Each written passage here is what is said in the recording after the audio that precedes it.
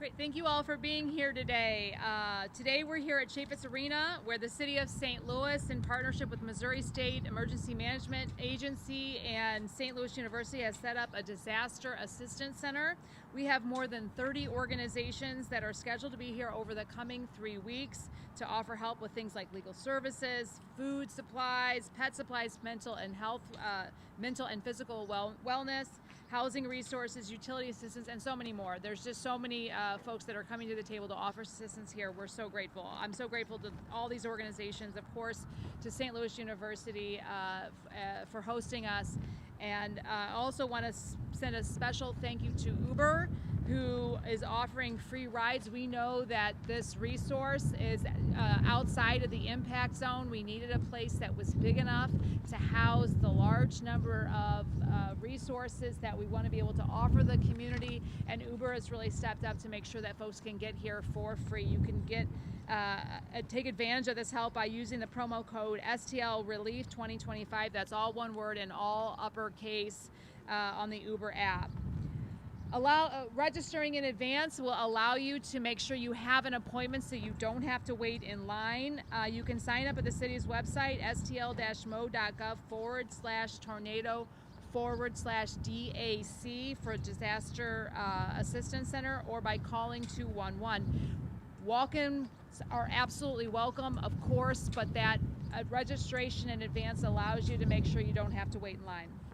A few other announcements. We talked a little bit about last week, some building stabilization. Over the weekend, I signed the $5.4 million stabilization executive order. This was Executive Order 84. This allows us to officially shift $5.4 million of the remaining ARPA funds appropriate for building stabilization away from the problem property owner private building stabilization and into this direct to assistance private property owners. This will help the city provide common sense, compassionate support for residents in need of building stabilization, while allowing us to stay 100% compliant with the ARPA regulations. Of course, this required a very stringent review of the legal aspects of it, so we appreciate the time, the grace allowed us to do that review and allow us to be compliant with ARPA and the Treasury rules.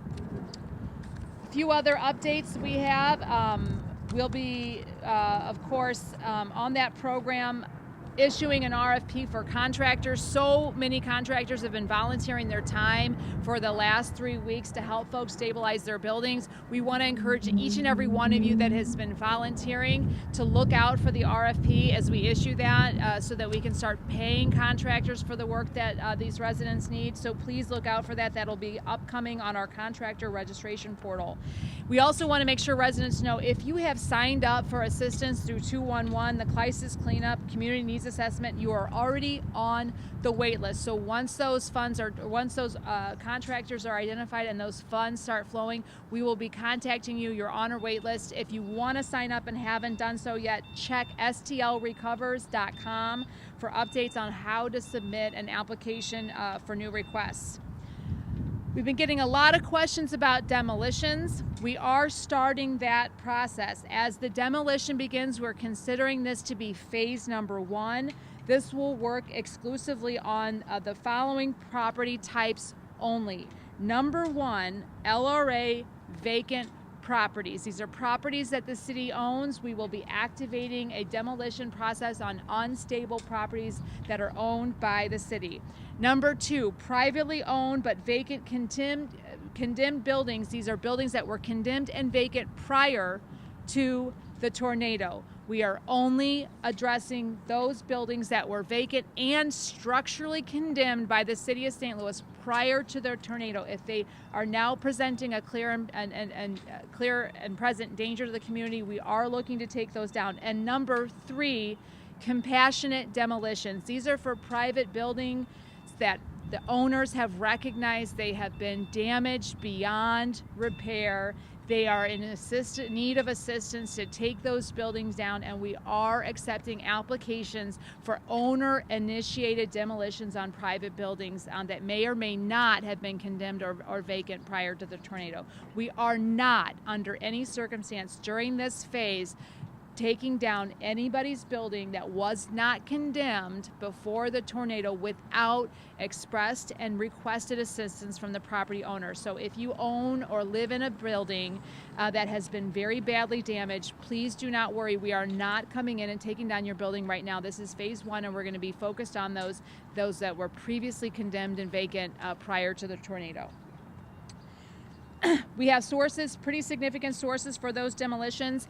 $9 million of it was allocated to LRA Demolition. This is a partnership with a nonprofit that has gotten state funding. A nonprofit that has been run by former Mayor Francis Slay, and we are partnering with them to redirect those funds specific to the tornado response. And we are also allocating $3 million out of our building division general revenue source so that we can really take a good stab at getting the buildings that really need to come down immediately down.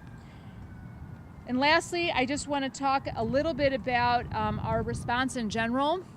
You all may know that the city has taken, the city workers especially from every single department have been working around the clock. Over the weekend, again, the third week in a row, we had members of almost every city department working Saturday and Sunday to really organize and direct the response to the tornado. We also know this isn't enough. Despite our workers, our city departments working just incredible hours and with incredible dedication, cities are not set up to address disasters. It is absolutely imperative that we get the federal assistance through FEMA to be able to adequately address the needs of our community and our city in our time of extreme need. And so I am calling on all of us to call on FEMA to come to St. Louis in our time of extreme need. This is not a usual set of circumstances, and as I mentioned, no city on the planet could possibly shoulder the burden of a disaster this size without the help of the federal government. This is the purpose of FEMA, and we need them here and we need them now. I'll be going to Jeff City tomorrow to advocate on behalf of the state package, which we're very grateful for the governor and our state senator's support for $100 million of support specifically to St. Louis on this effort. And we recognize that's a big step and a big lift for our state. We're grateful for it, but we also imperatively need the federal government and the assistance of FEMA to come help us direct the rest of this recovery. With that, I'd like to turn it over to Dr. Costello, who's been so gracious to host us here at Chaffetz. Yeah, thank you, Mayor Spencer. We know that the tornado of May 16th has been devastating for our community, and thousands of our neighbors have been very consequentially impacted by it. On the brighter side, we see the goodness of the people of St. Louis and how they've responded in terms of volunteering, giving generously of their time, their talent, and their treasure right from the start. And I think we've all been inspired by Mayor Spencer. She immediately got engaged, deeply engaged. She and her team have been on this, both in the words that they've been saying to inspire us and call us together, but also in the actions that they've been taking. I also want to express appreciation for Governor Keough and his team for realizing the significance of this and taking action to provide support. And all the way through the aldermen and alderwomen, including Alderwoman Keyes, who immediately jumped into action. St. Louis University has been here since 1818, and we are proud to be a part of this community, particularly proud in this moment to see the response of this community, the organizations and the individuals, to support our neighbors, to help our neighbors through a moment of crisis. Behind me, there are dozens of volunteers, dozens of people at various organizations providing mental health, physical health, legal assistance, financial assistance to those in our community who need us now. We are very proud to be a part of it. I thank our government officials for their support and everyone in this region who's pulling together. We're proud of St. Louis and St. Louisans in this moment. Thank you. Thank you. I'm Laura Keyes of the elevated 11th Ward, where you are standing right now. First of all, I do want to give thanks to our mayor. 40-some days into this thing, and we're seeing great progress, and my residents in the elevated 11th Ward are very grateful. Dr. Costello and St. Louis University, amazing. So many organizations, Urban League, Heat Up, Cool Down, St. Louis, Mental Health Services, Red Cross, Salvation Army, the labor unions, came out with me, and we cut up trees and alleys with chainsaws, and that was a lot of fun.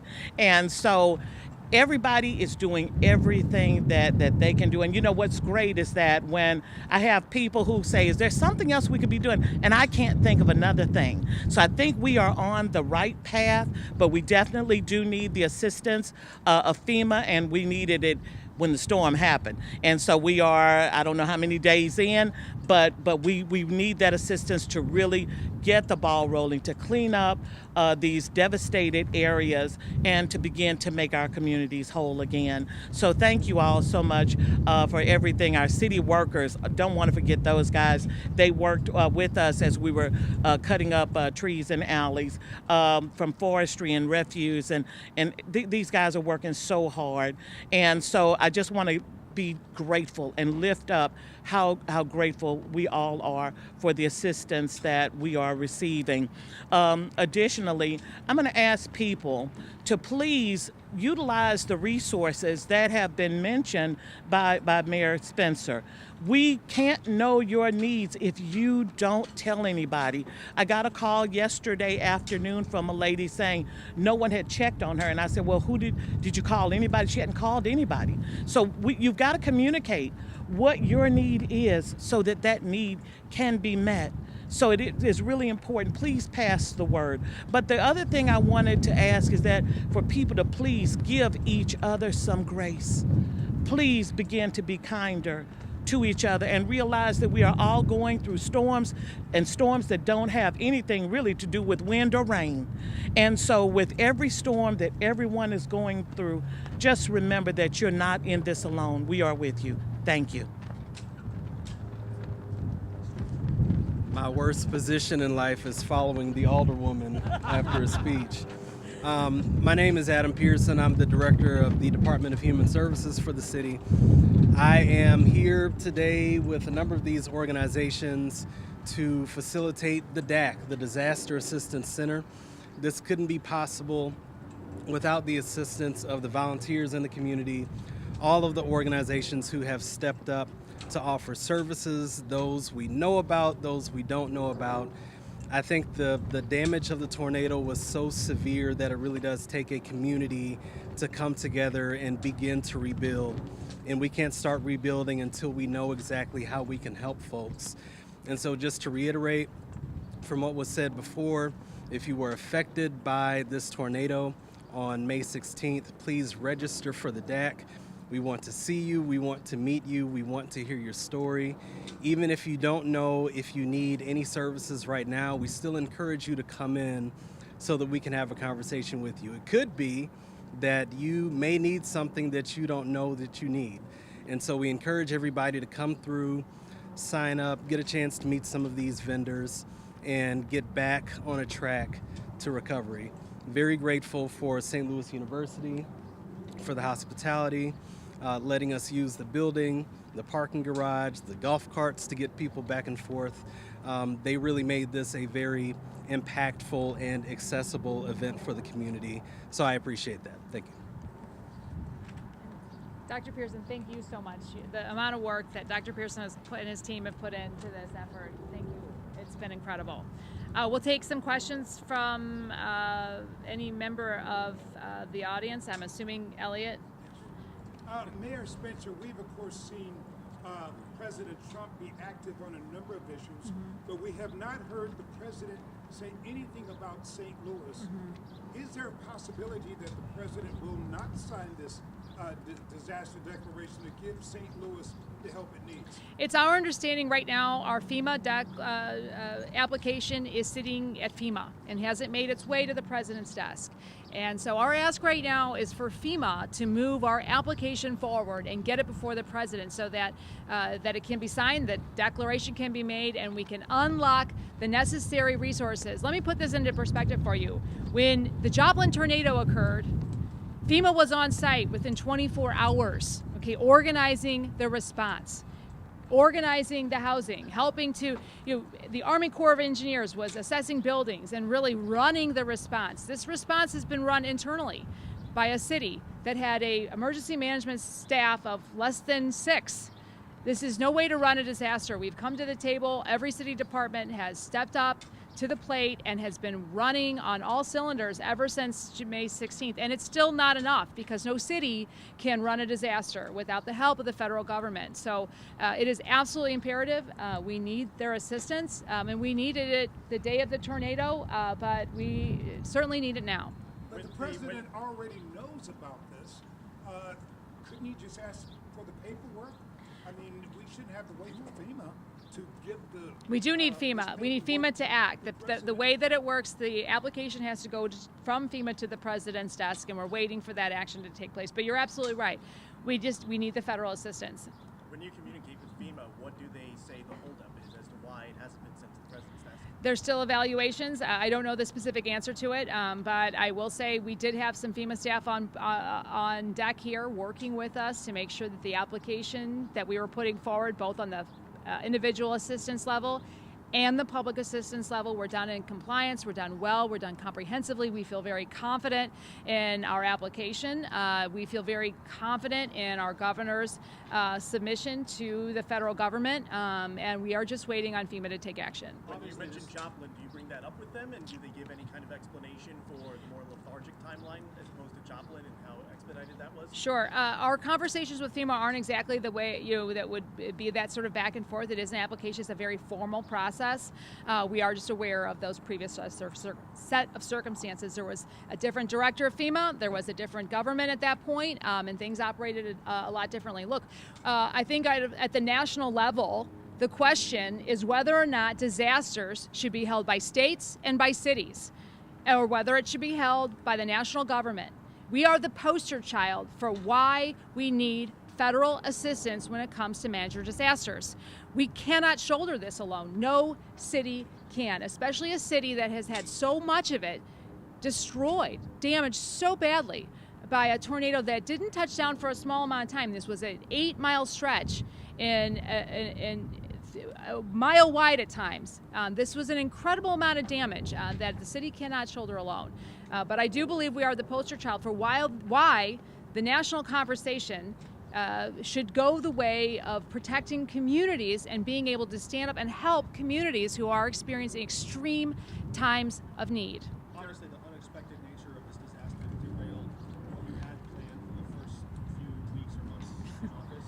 But you did promise the city was going to get back to faster delivery of regular, ordinary services. A lot of our viewers are curious if those things, as you surge city workers from different departments to this, should the public be waiting longer, readjusting expectations on when we'll start to see the regular operations of city government Improve? get up to your preferred speed? Yes, Mark, I have asked for grace from the community in expectations with regards to city services, but I do have to say our city services and our workers, despite focusing on the tornado, have also been doing a fairly excellent job, all things considered, responding and delivering city services citywide. There have been some hiccups, of course, as there always are. We have not been able to focus on improving systems citywide because we have been so focused on addressing the very immediate critical needs around the tornado. But we do maintain that promise. We are going to get there, and I can say that we have done an enormous amount of work internally, rejuvenating, re-energizing our workforce, and I am incredibly proud of the response that our workers have had citywide, and in particular in the tornado zone, despite the enormous hardship it has been to bear this. Just practically speaking, can you describe what some of those judgment calls look like? Are department heads giving workers overtime? Are they pulling people Yes. off of crews to go do other things? What does it look like? Right now, what it's looked like is a tremendous amount of overtime. And I think just a city workforce that is really encouraged and is really present and stepping up their own games.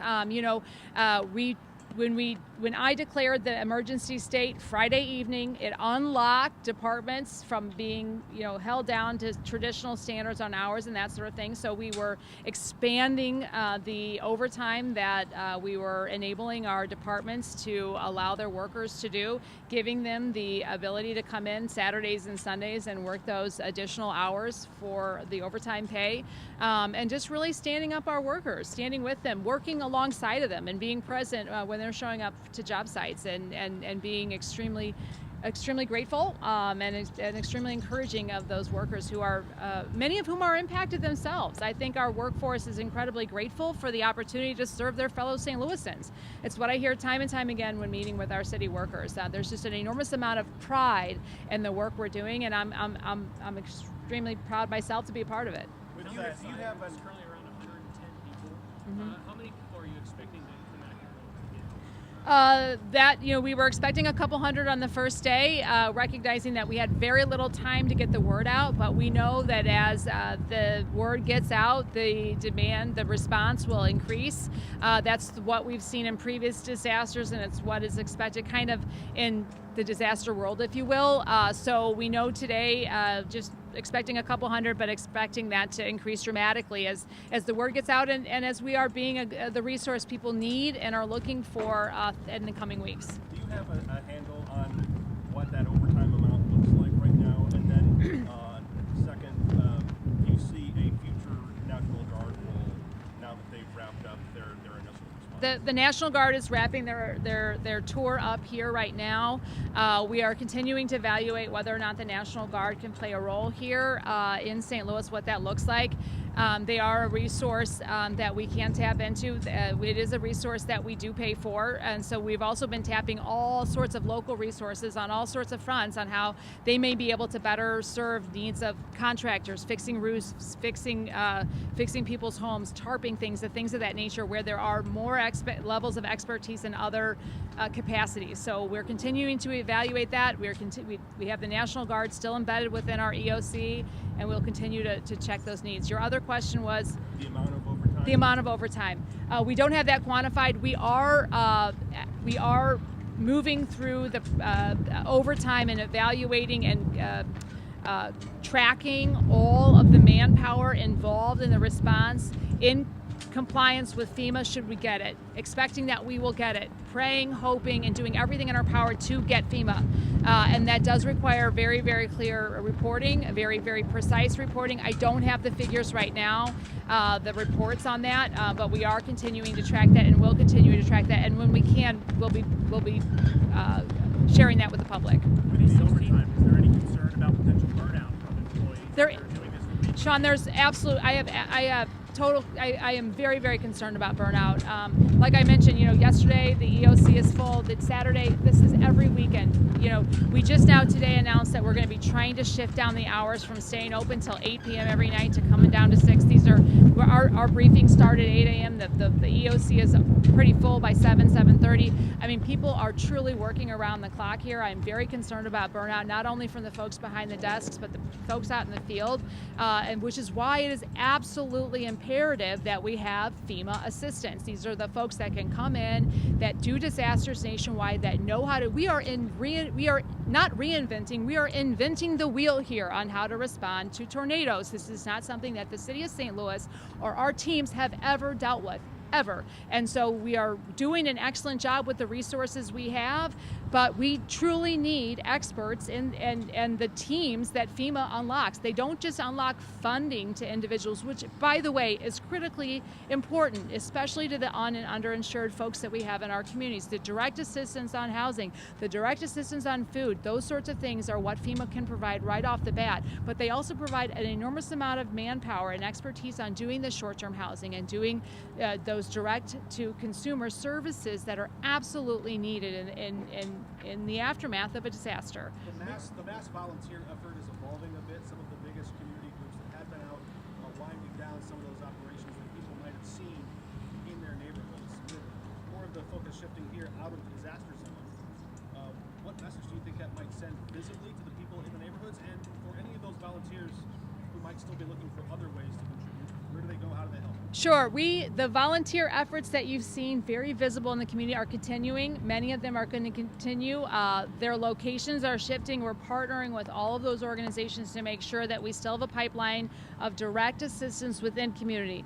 This is a little bit of a separate entity in that it's a resource center. So this is where you're going to get help getting your license renewed, getting legal services and things of that nature that are everybody kind of at once. But we're still going to be providing direct resources to the community, tarps, boards, food, direct food, those giveaways and those types of things are going to continue to happen, Mark, in the community. We're going to roll those into smaller but direct to consumer entities in the coming days, weeks. So all those organizations have been rolled into the planning of that. Where they're going to be coming out of, you're going to see announcements in the coming days. Mayor, how did you come up with this location when most of the impacted individuals are in North City and West City? We did a few things. We really tried to vet kind of big spaces. We talked to St. Louis Public Schools. That was one of our first contacts. They've been such a great partner on the debris sites. Unfortunately, Sumner, one of their biggest locations, was impacted. We communicated with Rankin and some of the other big spots, but just recognizing we needed a spot that was bigger than what the capacity of those would have. Chaffetz and SLU was just so generous here, but I will say, so many sites were vetted before this. It had to be a really, really large site that had accessibility and was willing to donate the space for several weeks at a time. And we are committed to finding ways to make sure that people can get here and back without having that be the burden that prevents people from getting the resources they need. People try calling 911. Say that again? The partnership with people will actually get you. Yeah, you go on your Uber app. There is a code. I don't want to mess up the code here. But yeah, you just go on the app. It's free both ways, and there's a pretty generous allotment to be able to get back and forth. As people use that, and we start to wind down that $30,000 limit that we have right now, we'll continue to evaluate it to make sure folks can get here and can get home without that being the burden the hurdle that disables them from getting services. Mayor, I have a couple of Was that done privately or with city dollars? I believe that was a gift from Uber. We will be continuing to evaluate how we can make sure that we're standing up transportation to get to the services. People tried calling 911 on the May 16th. We got a recorded message on the non-emergency line. Obviously, it was pretty inundated that day. Is that protocol? And if so, does the city need to look into that? The city is currently looking into what happened with 911 on the day of. I don't have your answers right now, but I do. I have always pointed out that we have an issue with capacity with 911. We continue to have that, and it is a very important issue, and one we will continue to triage, get to the bottom of, so we can have a full reporting to you on that, and then address any issues as they may have unfolded. Mayor, I have a couple of questions. First, what's Plan B? What happens if the Trump administration does not approve this disaster declaration? What do you do? Elliot, we are focused right now on getting that declaration. We can't do anything but that right now, because right now that's what our focus on. We believe strongly that we've got the need, that it's absolutely here, and that we know we need it, and we know that it is incumbent upon FEMA to get our community the resources that they need and deserve. The second question is that you had said, I think at your last news conference, that you wanted to spend $1 million to relocate people to new housing. Yes. When is that going to start taking place?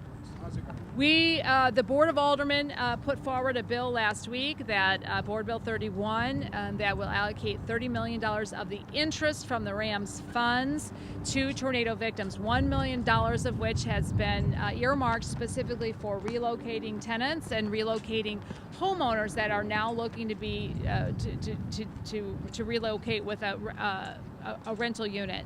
That bill is working its way lightning fast through the Board of Aldermen. It's not done yet. In conjunction with that, our office is working with the Board of Aldermen and their office to figure out exactly how to get those funds out, to start to get them out as quickly as possible, but we don't have the process in place right now. We are looking to getting that passed on Friday, so we're hoping to have details immediately following the passage and the allocation of those funds, Elliot. How would that work? Where We want to relocate people. We want to focus on relocating people in the city limits. We know that there's a bottleneck on housing available, so we're going to triage that. But look, it's important that we keep our city residents in our city. We don't want them to relocate if at all possible, recognizing that there are going to be circumstances in which people have to relocate. Can you And speak to the mother and the children that are currently still in the homes that have been affected, roofs off, they have nothing to eat? Like, I've just received 3 or 4 inboxes. People are hungry. Some of the hubs have closed down. Okay. What can they do? What can you ensure? Make Something. something, yeah. Well, team up with us on those individual issues. We know we still have resources available at the Urban League right now. If that's an impediment, make sure that that they're reaching out, as the Alderwoman Keys pointed out. Sometimes we just don't know what folks are experiencing. We know we still have food available, and we will continue to make sure we have that. It may be an issue of getting it specifically into the homes of folks who are having transportation issues, or maybe just have more mouths to feed than what the current allotments at the giveaway sites are providing folks. But we want to make sure people aren't going hungry. So get with us. I would say too, call 211 if you're in need, making sure that we're logging it. If the system is overloaded and we're not able to address those needs, we need to know about that to make the system more robust. So please just, I would say, continue to inform us on the specific needs you're having and any gaps where we're not getting those resources. On the roof, that's where this $5.4 million, we've got the RFPs going out to make sure that we can get contractors in line to do that contracted work. We know that putting tarps and boards on roofs, keeping properties dry is beyond the means of most people. People have done an excellent job with ladders, getting as much as they can, but we are beyond that capacity. So that's exactly why we've unlocked that $5.4 million to have professional contractors who can go out there and do that work for folks. We know it's going to stabilize buildings as we get the long stretch of funding and other things necessary to make properties whole. If they're renters, please have them make sure that they're seeking legal representation. Legal Services of Eastern Missouri is here today. We have other volunteer lawyers, a lot of folks that are helping on the legal side of things, because a lot of those tenant issues are very specific to the lease and the relationship that the folks have with their landlord. So it's not a one-stop shop. There's not a one-answer-fits-all. So I would say certainly seek out the legal assistance that's being provided for free right now to try to triage some of that. 2 more questions. Yeah. Approved and actually getting contracts in place. I'm sorry, what? How long does it take to actually approve those RFPs? We are trying to lightning fast that through the process right now. We just got the, as I mentioned, because this is ARPA funds, we had to make sure that it was lock solid within compliance. We were able to do that. We locked that up last week, and we got the executive order signed over the weekend. And so as of today, those RFPs are being completed, getting those out there, and we want them to be moving as quickly as possible. We want to activate those funds ASAP. And like I said, if you've already applied through one of those other channels, you're on a wait list. So as soon as those get done, you're going to be contacted. If you have any question about whether or not your application has actually gotten in, go ahead and apply again. Go ahead and make sure that you're on the list, because we do want to make sure that those folks are served first. Mayor, has this process of getting help to citizens moved way too slowly? By the time this legislation that includes the $30 million in RAMS funds, by the time that's approved, it'll be a month since the storm hit. Way too long. What I can tell you, Elliot, is that I know it feels too long. I know if I was sitting and living with my children in a tent next to a house that I owned or was renting and collapsed, it would absolutely be too long. I can also tell you that the folks working on it have been working as fast as they can. I can tell you if FEMA was here, we wouldn't have this problem, because if day one, they would be setting up housing. I can also tell you that the American Red Cross immediately mobilized to provide shelter. I also know that if you're missing the back of your house and all of your belongings are in there, the desire to leave everything you own to go seek shelter, that is these are tough decisions that no family should never be forced to make. I can tell you we are working as quickly as possible, and I also know simultaneously it is way too long. You talked to Senator Schmidt or Crawley or Congressman Bell about I have. I've talked to all of them. I've talked to Senator Hawley, Senator Schmidt. I've talked to Congressman Bell. I've talked to Governor Kehoe. We've talked to former FEMA staff. We've talked to everyone we possibly can think of to impress upon them the need. Again, what we're looking at right now is a national conversation about what disaster response can and should look like. Whether or not we should be funding FEMA, whether or not natural disasters should be funded and supported by the federal government.